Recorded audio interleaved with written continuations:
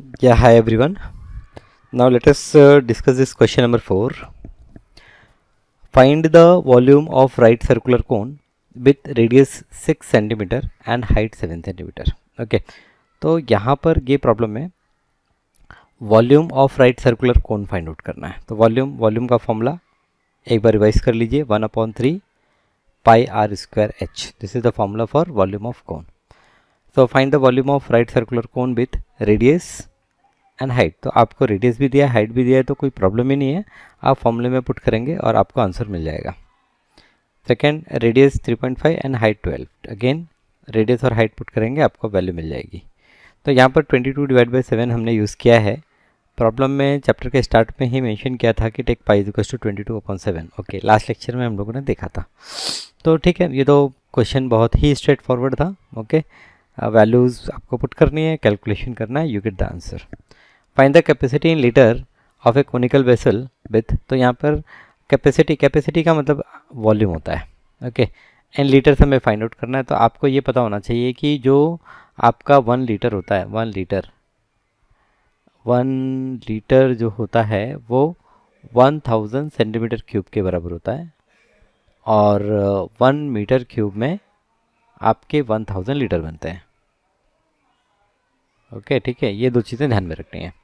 तो यहाँ पर क्या है कि कोनिकल वेसल है, रेडियस दिया है, स्लांट हाइट दी हुई है. तो पहले तो स्लांट हाइट मतलब एल दिया है, तो L square is R square plus H square. तो यहाँ से तो आप पहले एच की वैल्यू निकाल लेंगे सॉल्व करके. ओके, तो ये हमने एच की वैल्यू फाइंड आउट कर ली 24. ठीक है, रेडियस दिया था, हाइट फाइंड आउट कर ली. फिर उसके बाद में हमने वॉल्यूम निकाल लिया, और वॉल्यूम को क्या करेंगे, 1000 से डिवाइड करेंगे तो हमें कैपेसिटी इन लीटर्स मिल जाएगा. यहाँ पर हाइट और स्लांट हाइट दी है तो आप रेडियस फाइंड आउट कर लेंगे. तो यहाँ पर हाइट फाइंड आउट करने के लिए फॉर्मूला हो जाता है height is equal to H is equal to root of L square minus R square. और दूसरा, हम रेडियस को अगर फाइंड आउट करें तो radius is equal to root of L square minus H square हो जाता है. ठीक है, तो ये दो फॉर्मूले अप्लाई करने से आपको रेडियस या हाइट मिल जाएगी, और फिर आप आगे का कैलकुलेशन कर लेंगे. राइट, 6 प्रॉब्लम पे जाते हैं हम लोग. तो ये 5th प्रॉब्लम, एक बार आपने हाइट या रेडियस निकाल लिया, फिर आपको फॉर्मूला लिखना है, वैल्यूज पुट करनी है, और आपको आपके आंसर्स मिल जाएंगे. ओके, 6th प्रॉब्लम है, a conical pit of top diameter 3.5 is 12 metre. Conical pit of top diameter. Okay, conical pit है तो कॉनिकल पिट अगेन कौन होता है, बट थोड़ा उसको रिवर्स बना देंगे. This is a conical pit. Top diameter दिया है, मीन्स रेडियस हम फाइंड आउट कर सकते हैं, डिवाइड बाई 2, और उसकी हाइट दी हुई है 12 metre. Find the capacity in kilolitre. तो वापस से कैपेसिटी फाइंड आउट करनी है किलो लीटर में. तो आपका जो मीटर क्यूब होगा, 1 metre cube is equal to 1 kilolitre. ठीक है, क्योंकि 1 मीटर क्यूब में आपके 1000 लीटर बनते हैं. तो बस आप मीटर क्यूब में वॉल्यूम फाइंड आउट कर लीजिए, आपका जो भी आंसर आएगा, जैसे 38.5 मीटर क्यूब आया तो 38.5 ये किलो लीटर हो गया. ओके, फिर 7th problem, if the volume of right circular cone of height 9 centimetre is 48 pi centimetre cube, find the diameter of its base. If the volume of a right circular cone of height 9 centimetre. तो यहाँ पर volume दिया हुआ है, मुझे diameter of the base find out करना है. तो volume of right circular cone is given, I have to find diameter. तो देखिए, पहले तो हाइट दिया हुआ है, आप फॉर्मूला लिखेंगे, फॉर्मूला से आपको रेडियस मिलेगा, रेडियस का डबल कीजिए, आपको हाइट मिल जाएगा. तो यहाँ पर रेडियस हमने फाइंड आउट किया, और फिर डायमीटर. तो यहाँ पर मैं आपको रिकमेंड करूँगा कि आप ये रेडियस का फॉर्मूला डायरेक्ट मत लगाइए, आप वॉल्यूम का फॉर्मूला लगाइए. Volume is 1/3 pi are square H. तो थोड़ा लंबा होगा, पहले आर स्क्वायर की वैल्यू मिलेगी, फिर उसका स्क्वायर रूट निकालेंगे, लेकिन आपको कन्फ्यूजन ज़्यादा नहीं होगा. ठीक है, 8th प्रॉब्लम है, the height of the cone is 15 metre, its volume is 1570. Find the radius of the base and pi 3.14. तो यहाँ पर देखिए, पाई की वैल्यू 3.14 यहाँ पर यूज़ करने को कहा है, तो 3.14 यूज़ करना है. वॉल्यूम दिया हुआ है, हाइट दिया हुआ है, तो पहले तो हम रेडियस स्क्वायर फाइंड आउट करेंगे, फिर उसका स्क्वायर रूट निकालेंगे, हमें रेडियस की वैल्यू मिल जाएगी. ओके, 9th प्रॉब्लम है, the slant height and the base. तो यहाँ पर कैलकुलेशन में तो मुझे नहीं लगता कि आपको कोई बहुत ज़्यादा प्रॉब्लम होने वाली है, कैलकुलेशन आप सब जानते हैं. नेक्स्ट क्वेश्चन है, the slant height and the base diameter of the conical tomb are. Slant height 25 दिया है, एंड डायमीटर 14 मतलब रेडियस 7 दिया है। तो पहले तो रेडियस और यहाँ पर स्लैंट हाइट दिया है तो हम हाइट फाइंड आउट कर लेंगे। Find the cost of white washing it's curved surface area at the rate of ₹210 पर 100 मीटर स्क्वायर। तो पहले तो हमें क्या करना है, पहले तो हमें हाइट फाइंड आउट करना है, उसके बाद में या हाइट नहीं भी फाइंड आउट करें। क्यों हाइट फाइंड आउट करें, यहाँ में हमें कुछ वॉल्यूम तो निकालना नहीं है, हमें कर्व्ड सरफेस एरिया निकालना है। और कर्व्ड सरफेस एरिया के लिए जो फॉर्मूला है वो πRL। एक बार आपका कर्व्ड सरफेस एरिया आ गया, ओके, तो आपको देखना है कि कितना मीटर स्क्वायर आया। 100 मीटर स्क्वायर के लिए आप 210 पे करने वाले हैं। तो जैसे यहाँ पर आपका टोटल कर्व्ड सरफेस एरिया 550 आ गया, तो 100 के लिए हम पे करने वाले हैं 210। तो 1 के लिए हम कितना पे करेंगे, 210 डिवाइड बाई 100। और फिर इसी तरह से 550 के लिए हम कितना पे करेंगे, तो ये 210 डिवाइड बाई 100 मल्टीप्लाइड बाई 550। तो this is what you are going to pay. So 210 into 550 whole divided by 100. So 1155. This is the total cost for whitewashing. Right? Okay. So 9th problem. Then 10th problem पे आते हैं. A conical tent is 10 meter high and the radius of its base is 24 meter. A conical tent is 10 meter high. तो conical tent ये कुछ इस तरह से होगा आपका conical tent. ये आपका conical tent हो गया. A conical tent is 10 metre high, तो इसकी जो हाइट है 10 metre. A conical tent is 10 metre height and the radius of its base is 24। तो यहाँ पर रेडियस की बात करें तो रेडियस है 24 metre. Find the slant height, तो स्लांट हाइट हम फाइंड आउट कर लेंगे पाइथागोरस थ्योरम अप्लाई करके। तो पाइथागोरस थ्योरम अप्लाई करके आपको एल की वैल्यू आ जाएगी। फिर है cost of canvas required to make the tent if the cost of 1 meter square canvas is 70। तो आपको क्या करना है, कर्व्ड सरफेस एरिया निकालना है, πRL curved surface area. Curved surface area से आपको टोटल यहाँ पर एरिया मिल जाएगी और हमें 1 मीटर स्क्वायर के लिए 70 रुपीज़ पे करना है। तो जो भी एरिया मिलेगी आपकी मीटर स्क्वायर में उसको 70 से हम मल्टीप्लाई कर देंगे। तो यहाँ पर ये एरिया आ गई, इसको 70 से मल्टीप्लाई कर दिया। देखिए यहाँ पर ये फ्रैक्शन में आया है, इसको इन्होंने 7 से डिवाइड नहीं किया क्योंकि अल्टीमेटली मुझे 70 से मल्टीप्लाई करना है, तो 7 कट जाएगा। तो ये कुछ 1,37,280 रुपीज़ ये हमारा कर्व्ड सरफेस एरिया आ गया। 11th प्रॉब्लम है जोकर्स कैप। अब जोकर्स की कैप जो होती है वो भी कोनिकल होती है। Is in the form of right circular cone of the base radius 7 centimetre and height 24। तो बेस रेडियस दिया है, हाइट दिया है। Find the area of the cloth required to make 10 such cap. तो पहले तो एक कैप का आपको निकालना है कितना क्लॉथ लगेगा, तो πRL जो उसका कर्व सरफेस एरिया होगा उतना ही आपको क्लॉथ लगेगा πRL। तो ये एक के लिए हो गया, 10 के लिए चाहिए तो आप 10 से मल्टीप्लाई कर देंगे। तो यहाँ पर पहले क्या किया है हमने, पहले हमने स्लांट हाइट फाइंड आउट की है। स्लांट हाइट फाइंड आउट करने के बाद में हमने जो भी यहाँ पर स्लांट हाइट मिली उसे हमने 10 से मल्टीप्लाई कर दिया। तो ये टोटल क्लॉथ का हमें आइडिया आ गया कि कितना क्लॉथ हमें लगेगा। The ratio of the base radii of the two right circular cone of the same height is 3:4। Find the ratio of there volume. तो वॉल्यूम का रेशियो फाइंड आउट करना है। देखिए हाइट सेम दी हुई है तो वॉल्यूम का रेशियो जैसे V1/V2 की अगर हम बात करें तो ये क्या हो जाएगा 1/3 पाई R1 square H divide by 1/3 pi R2 square H। तो यहाँ पर H कैंसिल, 1/3 पाई 1/3 पाई कैंसिल, तो ये R1/R2 का होल स्क्वायर हो जाएगा। तो यहाँ पर 3:4 है तो 3 3 9/16, 9/16 ये मेरा आंसर होगा। फिर दूसरा है the ratio of the height of the two right circular cone is 5:2। अब पहले तो देखिए हाइट सेम दिया था, अब यहाँ पर बोला है कि the ratio of the height of two right circular cone is 5:2 and that of their base radius is 2:5। Find the ratio of their volumes. तो यहाँ पर भी कोई दिक्कत नहीं होनी चाहिए, आप इसी तरह से वॉल्यूम्स का रेशियो लिखेंगे और फिर R1/R2 क्या दिया है, H1/H2 क्या दिया है, वो वैल्यू आप पुट कर देंगे और आपको रिक्वायर्ड आंसर मिल जाएगा। तीसरा जो प्रॉब्लम है the height and the radius of the base of the right circular cone is half the corresponding height and radius of another big cone. Find the ratio of their volumes. तो यहाँ पर जो smaller कोन है उसका इन्होंने देखिए बिगर कोन जो है उसका हम मान लेते हैं कि रेडियस R है, हाइट H है।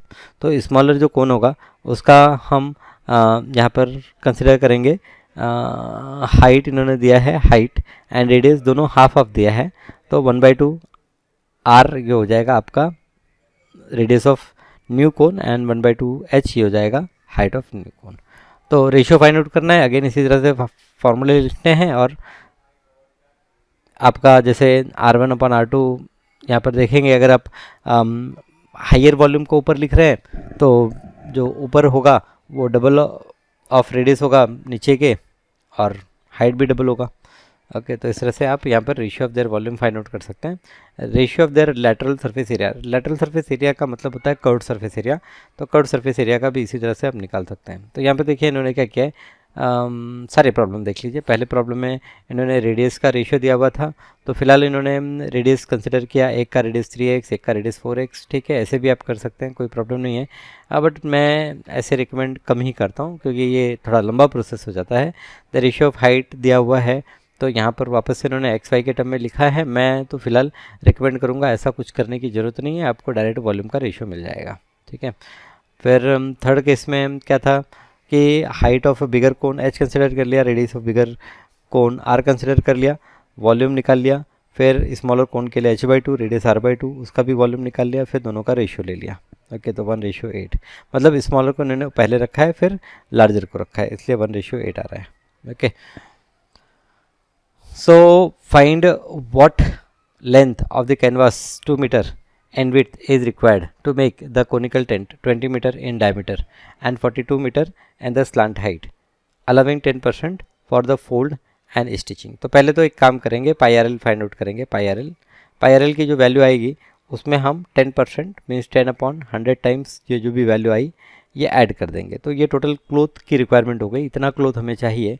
अब वो क्लोथ जो मुझे चाहिए उसमें उसका विड्थ दिया हुआ है 2 मीटर, तो लेंथ फाइंड आउट करने के लिए हमने जो एरिया मिली है उसे 2 से डिवाइड कर देना है, क्योंकि यहाँ पर विड्थ कितना दिया है, 2 मीटर दिया हुआ है। तो बस हो गया प्रॉब्लम सॉल्व। यहाँ पर diameter of the base of cone दिया है, तो रेडियस फाइंड आउट किया, स्लांट हाइट निकालनी है, या स्लांट हाइट दी हुई है, स्लांट हाइट दी हुई है तो यहाँ पर pi are L formula apply कर लिया। Width of the cloth 2 metre दिया हुआ है, तो 2 मीटर से डिवाइड करके हमें लेंथ ऑफ द क्लोथ मिल गया। अब यहाँ पर क्या है, हम ऐसे भी कर सकते थे, क्योंकि ये जो लेंथ मिला है इसका हम 10% एक्स्ट्रा कर देंगे। तो 660 cloth use in stitching and folding, 10% is 10% of the 660, तो 10% ऑफ द 660 इन्होंने निकाला। ओके, और वो ऐड कर दिया, तो 10% ऑफ 660 ये 66 मीटर है, तो 66 मीटर हम ऐड कर देंगे और हमें ये टोटल लेंथ मिल जाएगा।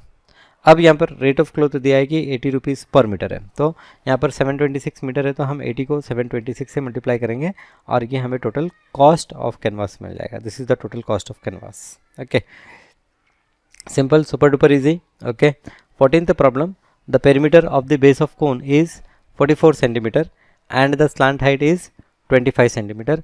Find the volume and the curved surface area of the cone. The perimeter of the base of cone is 44 centimeter. अभी पेरीमीटर दिया है, तो पेरीमीटर मतलब 2 पाई आर दिया है, 2 पाई आर की वैल्यू दी है 44, तो यहाँ से हमें आर की वैल्यू मिल जाएगी। 2 pi means 22/7 into R is 44। बस आप इसको रिवर्स कर दीजिए, आर इज इक्वल टू क्या होगा, 44 इंटू 7 डिवाइड बाई 2 इंटू 22, ये 44। तो रेडियस तो आपको 7 मिल गया। तो यहाँ पर फाइंड, अब यहाँ पर मुझे रेडियस मिल गया, स्लांट हाइट दिया हुआ है, तो स्लांट हाइट से मैं h फाइंड आउट कर लूँगा, L square is equal to R square plus H square, तो H मिल गया। देन मुझे यहाँ पर फाइंड आउट करना है वॉल्यूम, तो वॉल्यूम के लिए फॉर्मूला अप्लाई करेंगे 1/3 pi R square H, formula apply करेंगे, वैल्यूज़ का सब्स्टिट्यूट करेंगे, ये हमें टोटल वॉल्यूम मिल जाती है, volume of cone. And curved surface area, तो pi are l, curved surface area के लिए फॉर्मूला अप्लाई किया, ये आपको मिल गया curved surface area. Done. The volume of right circular cone is this much and the area of its base is this much.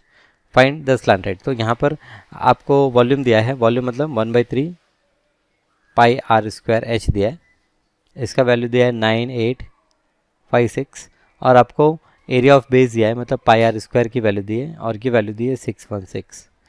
यहाँ पर फाइंड आउट करना है the slant height and the total surface area. तो आप देखिए, अगर इसको मैं डिवाइड कर दूँ, इसको इससे डिवाइड कर दूँ, तो pi pi cancel, r square cancel, तो यहाँ पर हमें क्या मिलेगा, हमें h/3 की वैल्यू मिल जाएगी। h/3 is 9856 divide by 616, then ये 3 को यहाँ से हटा के यहाँ पर लेके जाते हैं, तो इससे हमें क्या मिलेगा, h की वैल्यू मिल जाएगी। तो we will get the value of h। So यहाँ पर ठीक है, इन्होंने r वगैरह फाइंड आउट किया है, पता नहीं अभी ये स्टेज पे तो ज़रूरत नहीं है, पहले तो h की वैल्यू हम फाइंड आउट कर सकते थे। अच्छा, h के लिए क्या किया इन्होंने,